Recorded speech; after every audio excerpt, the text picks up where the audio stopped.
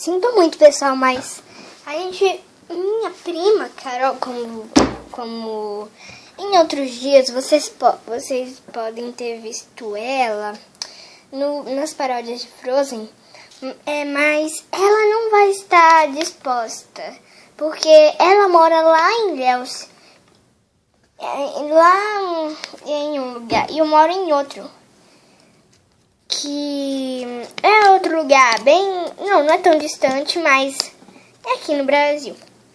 Então, vamos fazer vídeos com ela só a 18 de abril. E hoje é 6 de abril, né? 6 não, 3. Então, me desculpe, mas eu vou fazer bem poucos vídeos, ou até que eu faço nenhum. Mas vamos passar 3 dias lá onde ela mora, então a gente vai fazer alguns vídeos. Será? Então, esse é um aviso bem importante para que vocês gostam da minha prima. Tipo, gostam amiga, né? Eu, hein?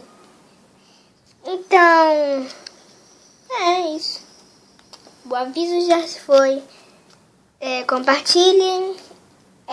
Falam aí o que vocês estão sentindo nos comentários. E se inscreva no meu canal. Tá aí em cima.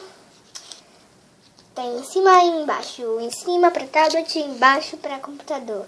Tchau, tchau.